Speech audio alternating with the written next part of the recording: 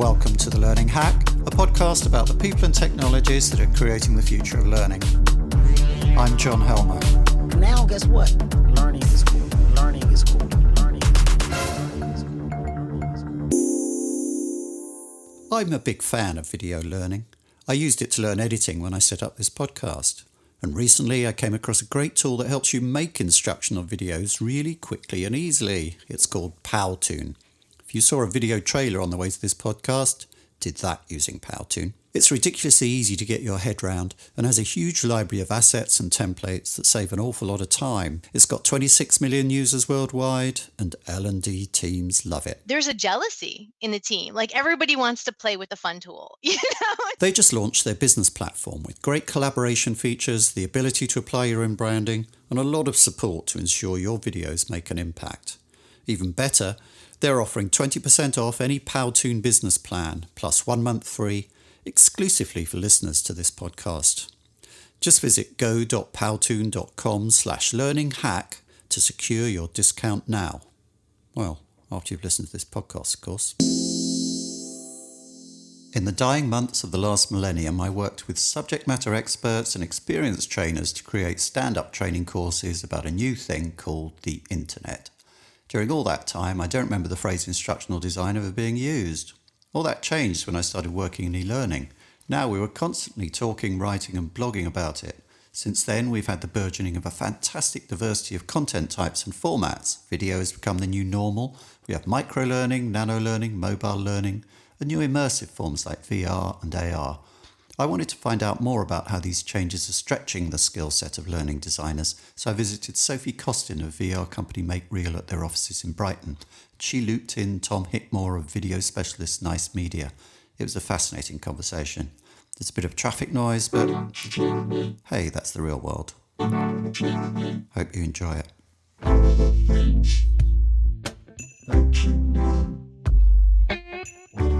So, Sophie and Tom, you both designed learning for media types that weren't really part of the landscape when the instructional design tablets were handed down from the mount in olden time. Sophie, you do VR, which is very new, and Tom, you do online video, which is a very different beast from what it was in the olden days, video arts, VHS, DHDs and so on, which had big production budgets.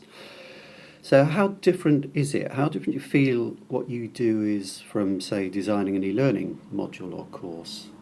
So I've spent the last year trying to figure that out. So I sort of came across from quite a traditional e-learning background. And one of the reasons I wanted to come across to Make Real is to see how much that kind of best practice, those sort of common tropes that we know and love in e-learning, how much they fit into new spaces, new worlds. I think the good news from my perspective is that they do still fit. You know, learning is still learning.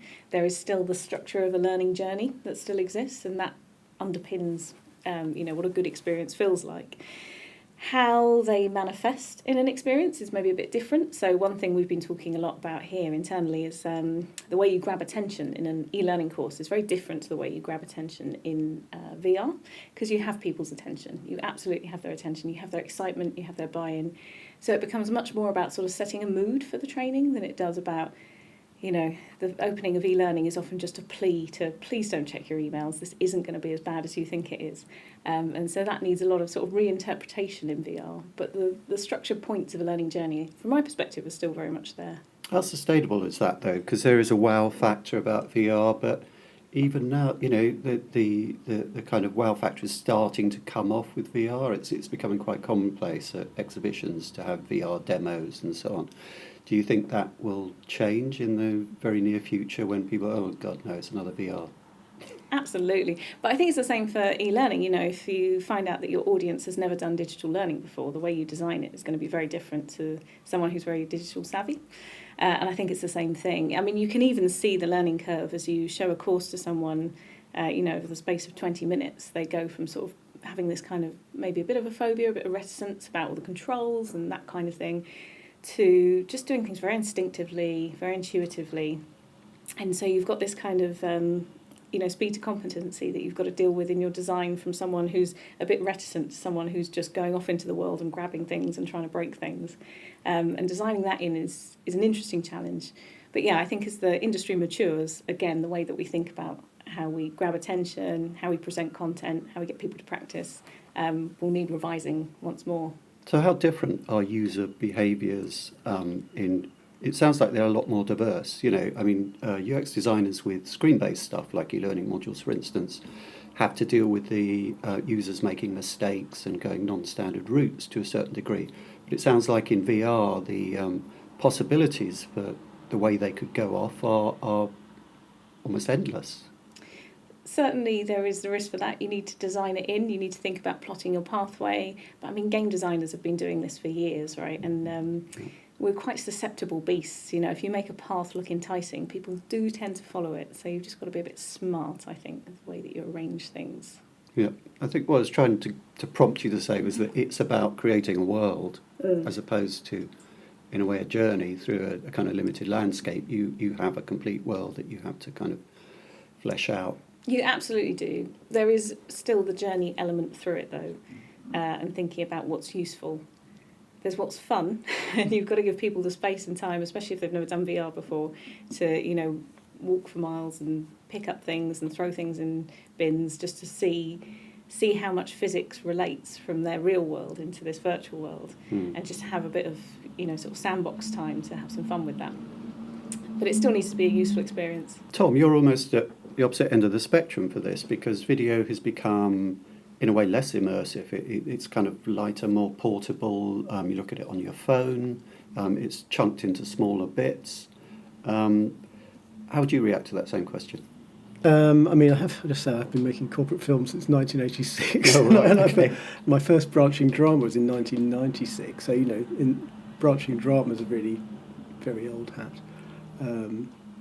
I think what's happened is, the technology has got a lot cheaper, a lot more accessible. There's more of it.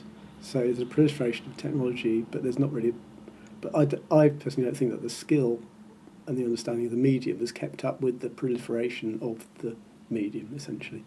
So there's a lot of kind of bad stuff. I don't know, weak stuff, shall we say. So there's a lot of attraction to the superficial elements of video. I'm just thinking what's changed for us is more... Well, I think in the whole of e-learning, a kind of delivery mechanisms rather than the actual medium of video. So if you're making a video, really the same sort of craft requirements and understanding of the medium apply now as they always have, really. But doesn't that delivery mechanism change the way you design for it quite a bit? It is very different. Video nowadays, you can index it, transcripts are commonly made, it's more searchable, you can go to little bits that you want to pick out. That's right, but that's more to do with the... But in terms of the individual videos, all I'm just saying is it's the same kind of skill set. Yes, you have to consider how they work in the overall flow of the learning. But you kind of always had to do that. But you're thinking of different journeys, if you like. But I don't think that's a great sort of mind-bending change for a video maker. I think on the other hand, we are doing this. We're doing this total recall thing, which is AI with video, and to me that's a change because it's essentially you have all the design goes into the video, and the AI kind of works automatically to make the interactive recall exercises. So you kind of have to change the structure of how you design the video so that it works with that sort of automatic element. Tell us a bit more about how that works, because I'm new to this. Yeah, well, this is it's a collaboration with Donald Clark's Wildfire, which is an AI software which essentially analyses text and makes a recall exercise out of it. And it has a kind of inherent course structure which is based on active retrieval, the structure of it. So essentially, if it was a text, you'd read the text, the course would take the essence of the text with some concepts missing, and then you have to try and remember what the concepts are and type them in, essentially. And if you don't get it right, it gives you an extra letter, and so forth until you get it right. And it's based on chunking, so you go through a bit of a course and then you are asked the questions before you go on to the next bit. So essentially you have to design your video in a sort of chunking structure, and not all of it will be subjected to an AI recall exercise. So for example, if you've got something about behaviour, you might see a drama, but then the meaning in that is implicit. So you couldn't really do a recall exercise based on it, but you may have someone summing up the learning points, and you can be then kind of tested on that, on your recall of the key points. Okay, what role does the AI play in that? What does the AI actually do? Well, the AI will then transcribe. Supposing I've watched a scene, and then I'm an expert. I've watched a scene, and then I just talk about, in this scene we've seen these values demonstrated and these things. Yeah, and we film that, and then the AI takes that, transcribes it, and creates a recall exercise based on that text, essentially.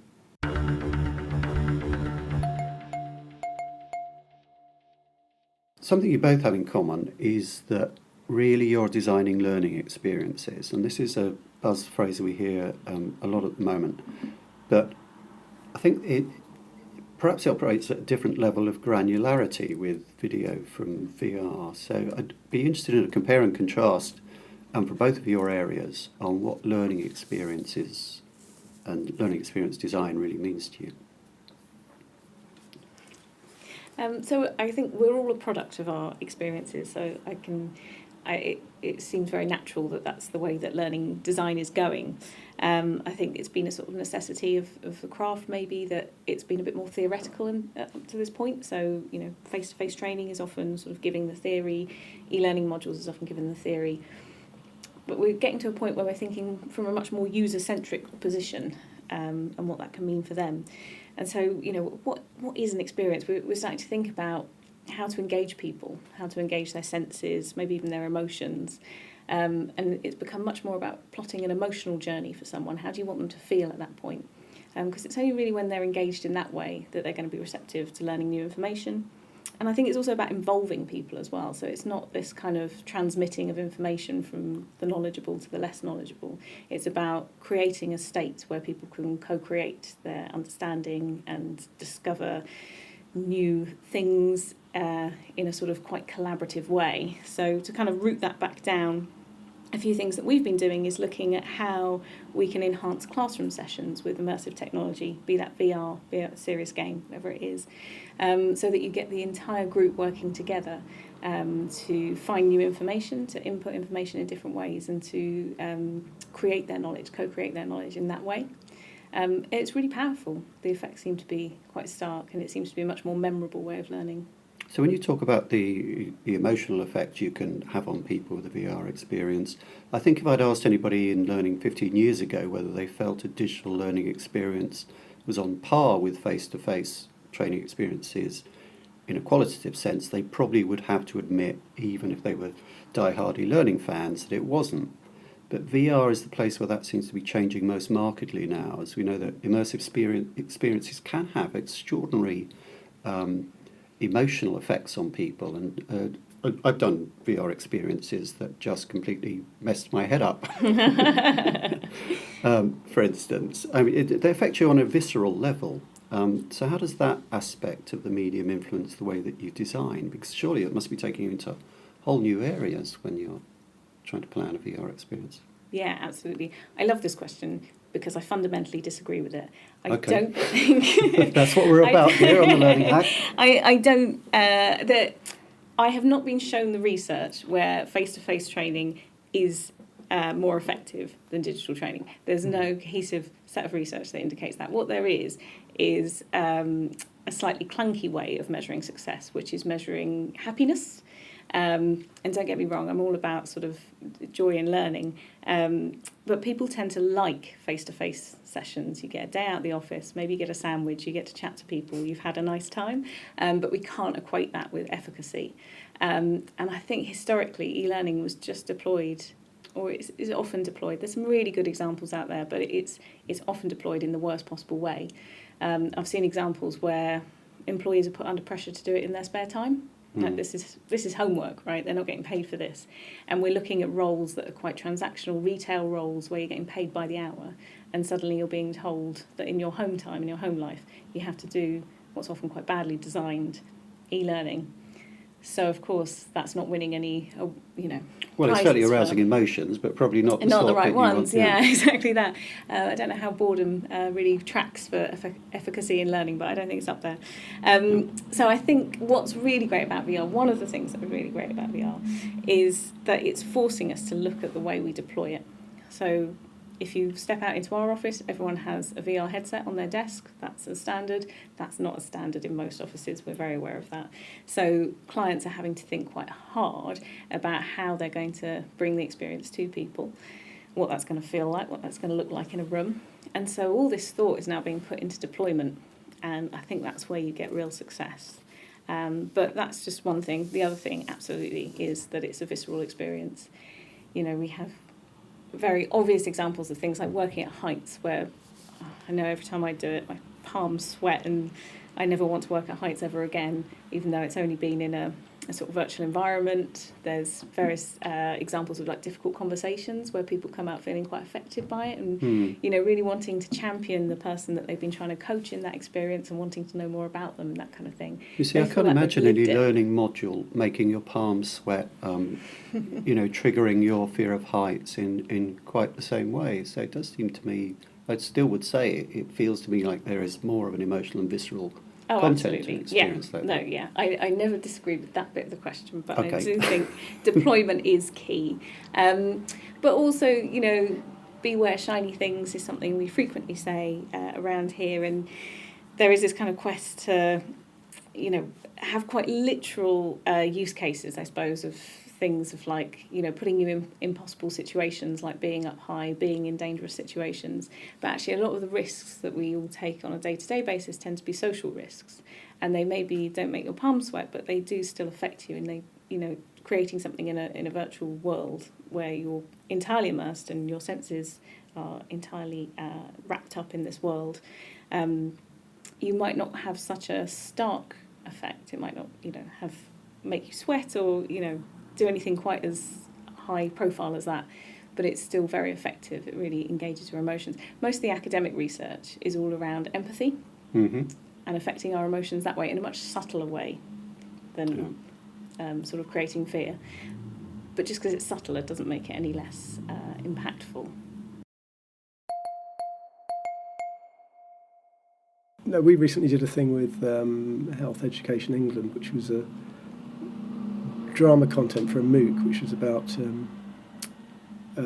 adult safeguarding, and I think that's quite, in a certain way, that's kind of immersive, oddly, because so what adult, I don't know if you can imagine what it is, but it's like you've got to look after people who are vulnerable, and initially people were saying, oh, well, let's just make it so that we see a sort of a violent incident, or things that are very on the nose about these kind of things, but partly out of budget and partly because of, I think it had more effect, we ended up making it about a kind of inquest meeting which do take place between professionals about someone who died, who was in their care and they failed.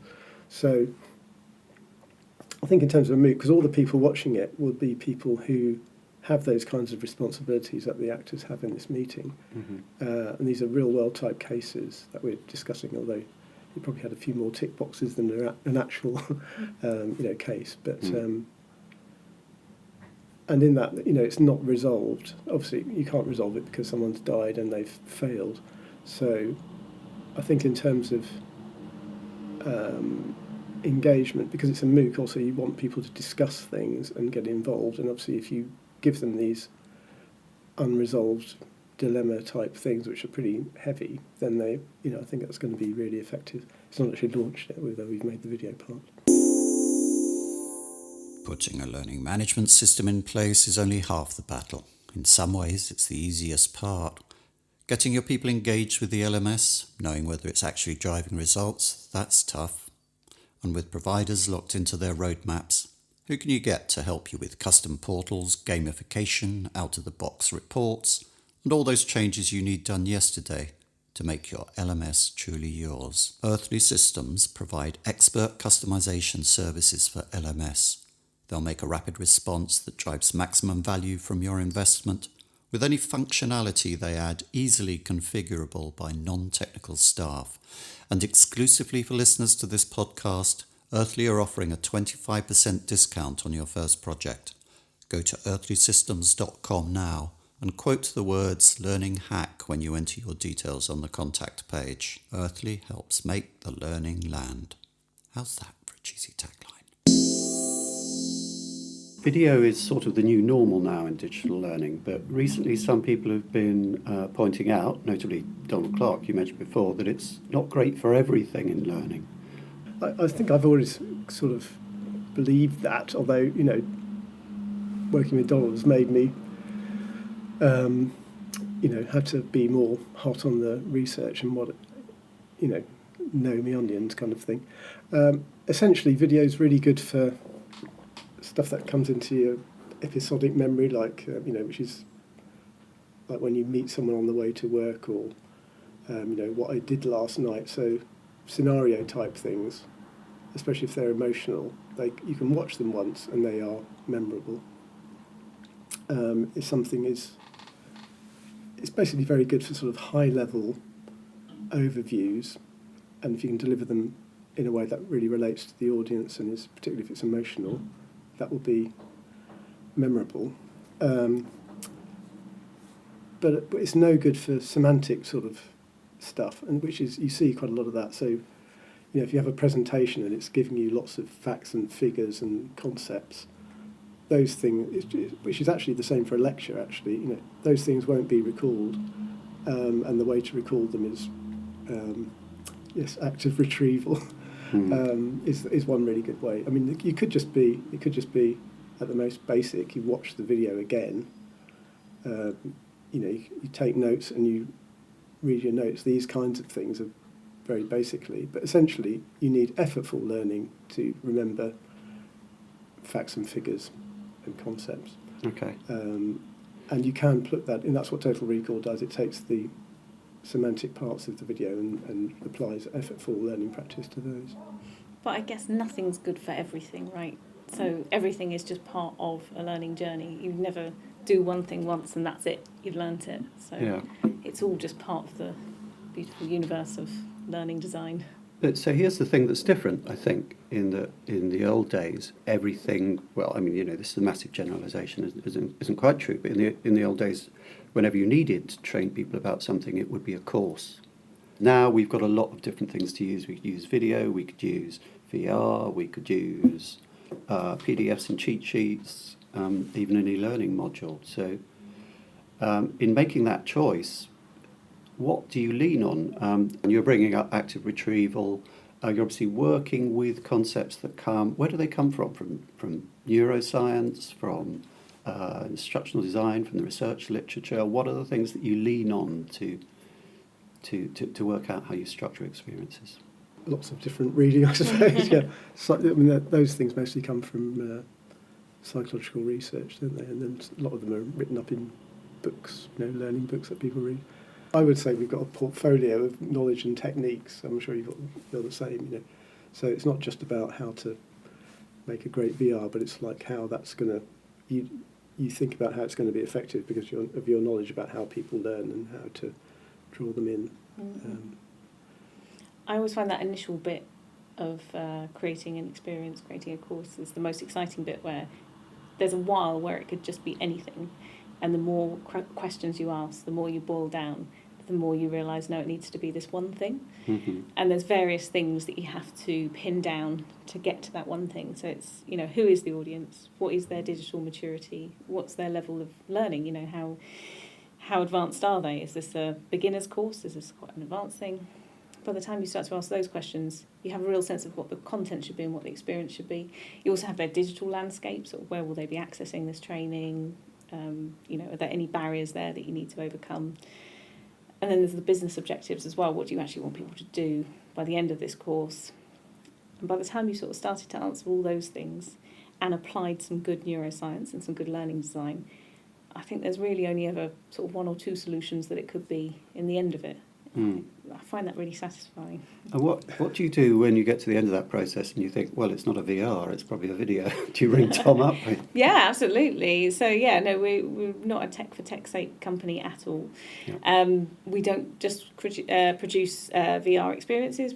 We do AR, serious games, immersive. You know, we do anything where you are trying to create a world for people to practice and play in, and that can be many different things. Sometimes that's the CGI VR experience, sometimes it's 360 video, sometimes it's 2D tablet experience. We've been doing that a lot lately. Yeah. It is all about what is actually going to be useful and what's going to make that impact in the end.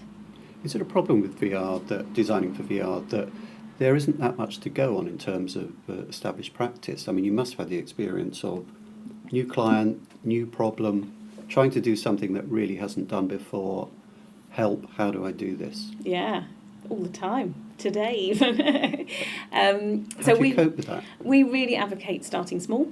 So we're getting quite an extensive back catalogue now, and there's various problems that we're pretty confident we know how to crack.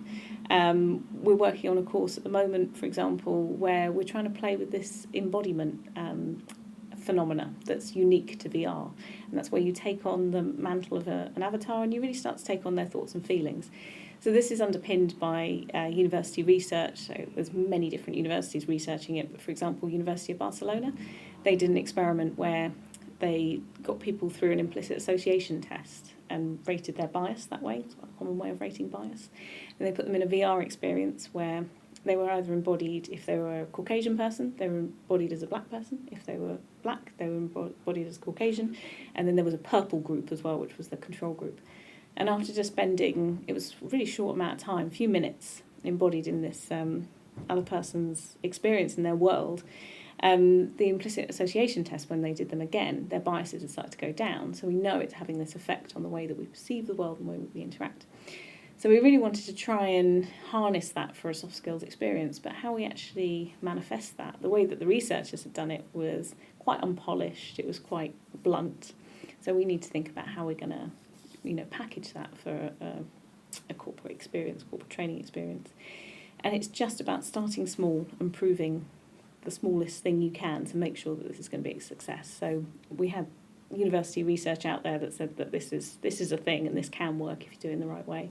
And so then we just started by building the core mechanic that was looking at yourself as an avatar and then having things played back to you and see how that felt. And as soon as that worked, then we started building out from there. But until we proved that core dynamic, there was really no sort of pushing forwards. How difficult is it to do that within the corporate sphere? There's a real appetite to build things that people are going to enjoy. I think, HR departments have maybe had to tick a few boxes over the years and that kind of thing, and they're getting to a level of maturity that they're just really hungry for things that people want to do and that actually have impact as well. So there seems to be a real appetite within businesses to try different things. Different companies, have different points in the journey, and so that's not going to be true for everyone. But certainly we do quite a sort of slow onboarding process with companies, and we do advocate starting small. The first thing should really just be a proof of concept and almost just to engage the senior stakeholders. And once you've got that buy-in, then it kind of sort of snowballs from there. In terms of addictiveness, I mean, we absolutely could build a game that was that addictive. I think it's sort of true in any medium that, it just needs to be right for the solution. And most people will just be doing this once. Maybe it's space learning. Maybe they'll do it once every 6 months. So that need to sort of make it that level of addictive is probably not appropriate for most of the solutions we work on. Mm-hmm. Tom, in terms of the kind of extremes of what you do, have you ever come across a situation where you could see a really effective solution, but within the corporate context, it was difficult to make that fly, to get it accepted? Well, plenty of those. Mainly because it's a very conservative market on the whole, isn't it? And because we know that we'd have to have in drama, for example, if you want it to be engaging, emotionally engaging, it has to be. You need conflict, and conflict generally means something bad is in the story somewhere, and a lot of corporate people don't want to sort of, show something bad, negative in their, that relates to what happens in their workplace. Obviously, there are ways around that. You can have people who are so earnest that they do things the wrong way, but they're well intentioned. But that's the sort of, I've given you a very high level sort of abstracted thing, but I've experienced that in lots of cases. Mm. Just going back to your thing about the empathy, I think. I haven't actually seen the research. I don't know if there's any research in relation to video on this, but we all know that if we watch an engaging drama, it doesn't really matter what the nature of the protagonist. We can empathise with them. So you can empathise with a serial killer or an alien or because we all watch movies or whatever with those people. It doesn't have to be that extreme. I mean, Michael Corleone in The Godfather, you really bought into his journey, but you can't condone that person.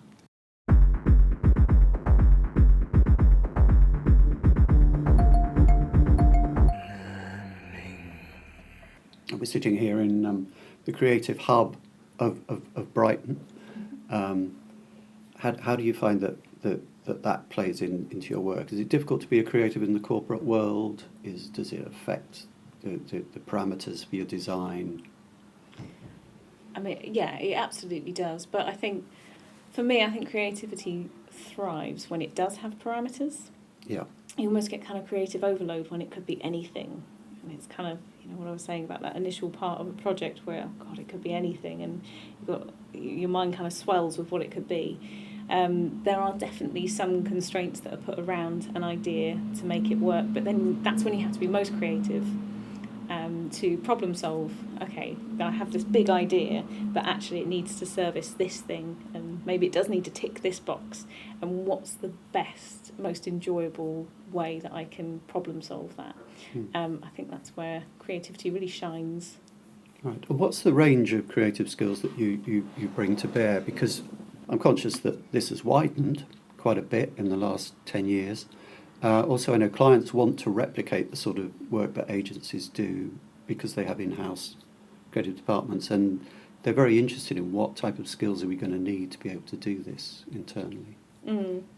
I mean, we have a multidisciplinary team out in the office there, so I think you'd struggle to find one person who could do everything to the level of, putting together a really great VR module at this stage, but, maybe there are a couple out there. My background, I'm sort of a copywriter by trade, I suppose.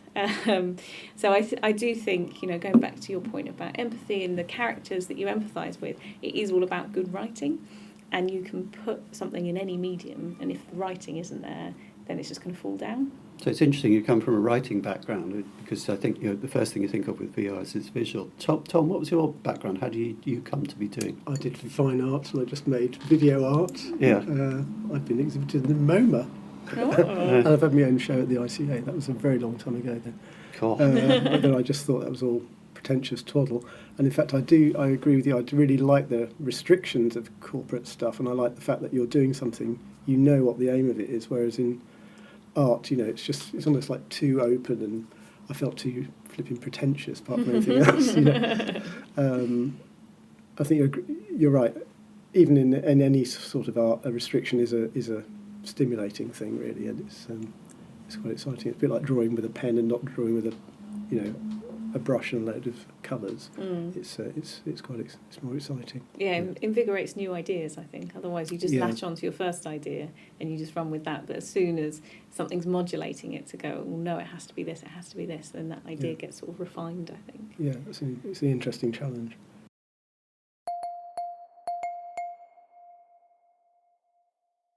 I think there's a lot of writing of dramatic content in e-learning, which is written by people who don't really understand video, and it's what it has led to is almost like a new normal, which is a load of, and I see it in particular in relation to point of view. So there's this notion that literal point of view is somehow more immersive than, if you like, the standard Hollywood way of filming a film. Fourth wall, third-person narrative type of... Yes. Yeah. I mean, and if you see Hollywood movies, there's only about one or two that have been made from a literal point of view, and they were flops, and that's because of the way that film works. Essentially, I was talking about earlier. It's to do with empathy in the story, and as soon as you get the character, the protagonist, looking into the camera, what you're actually doing is foregrounding the artifice. And okay, it takes a moment to. After you watch that for a bit, you might be able to get into it, but there's no kind of consideration of that in e-learning. I think there's a lot of presumption that literal point of view is per se more immersive. What's interesting about it, though, is that this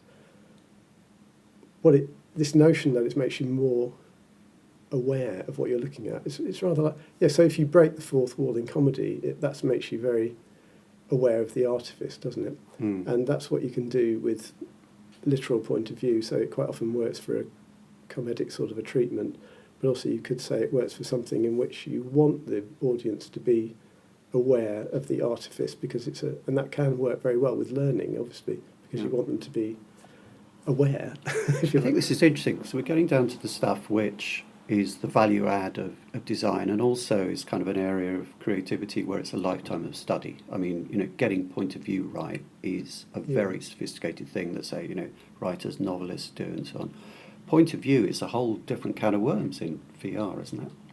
Yeah, I mean, I was just thinking, 9 times out of 10, if not 10 times out of 10, in VR, everything is done in the first person but I suppose it is a much more active medium than video. So video can be actively engaging in that you're engaging the emotions and you're really sort of concentrating, but you're not expected to pick things up and move them around and play with them. Trying to do that in third person, you'd sort of be one step removed, but VR isn't ever one thing either. So we do create 360 videos, and then you might have an argument for having it as a more one step removed. There is a sort of funny thing in 360 video, though, where if you are not part of the scene, if you don't give someone legitimacy in the scene, then you can feel very voyeuristic. Yeah. So it's definitely raised this whole new sort of range of questions. It's opened sort of can of worms as who am I in a 360 video? If you don't give someone hands and you feel like you're part of this meeting, if I'm just sort of stood here watching us have this conversation, then that can suddenly feel quite uncomfortable. So you do kind of need some device just to give people legitimacy.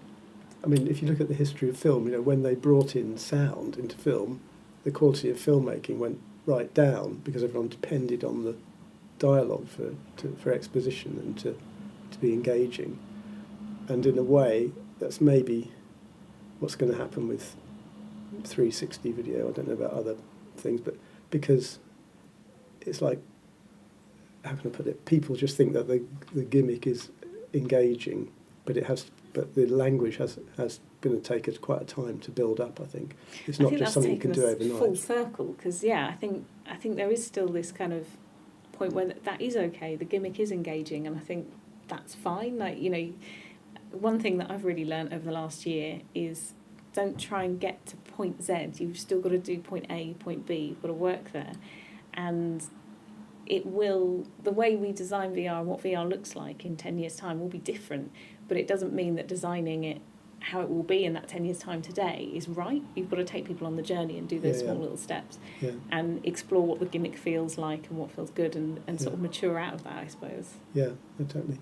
Looking forward, then, how do you see the next few years panning out? I mean, is it that there are kind of technical restrictions now to what you can do, but you can see a kind of peak beyond the future that we're heading towards that's going to influence your practice? How do you see the future?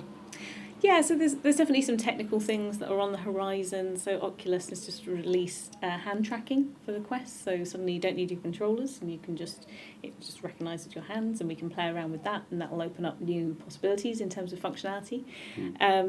I think in terms of content, I think the industry is just starting to take the next step, and that's really exciting. So there's been a lot of very literal uses of VR up until this point. So it has been things about, working in unsafe environments safely, and so you can play around with that, and that's all very obvious, and it's a very sort of like-for-like reproduction of the real world. What academic circles have known for years about VR is about how it impacts our emotions, and when it impacts our emotions, that changes our behaviour, and that's really powerful. And I think corporates, businesses are just starting to, I think they've known that for a while, but just starting to feel ready to start exploring that. So we're seeing soft skills as an area increasing massively, and I think we probably are in a space at the moment where we're doing quite a literal like for like of replicating a conversation, which is a typical first generation digital and I think thing, it's a necessary step as well. I think, like I say, it's kind of wrong to try and do 3 steps at once. Yeah. You need to get people used to it and need to take people on the journey. So that's what it looks like now. I think we'll start doing more abstract, more playful things that really will start to become our life experiences. We're really going to remember these experiences that we have as formative, and yeah, it's exciting times ahead. It's been a really interesting, engrossing discussion, and a difficult edit, but a very interesting conversation. Thank you very much, Tom and Sophie. That's all on the Learning Hack podcast for this time. Thanks to Sophie and Tom, to our sponsors Earthly Systems and Powtoon, and to all listeners in 46 countries around the world. The Learning Hack is completely independent and transparently funded by sponsorship, so if you're keen to see it continue in the future, please make sure to like and subscribe. And if you want to help other people find us as well, please give a 5-star rating on your platform of choice. You can reach me at John Helmer on Twitter or through my website johnhelmerconsulting.com. Next time on The Learning Hack, I'll be talking to Stephen Walsh of Anders Pink about curation. Don't miss it. So until then, bye-bye. Now I finally get it.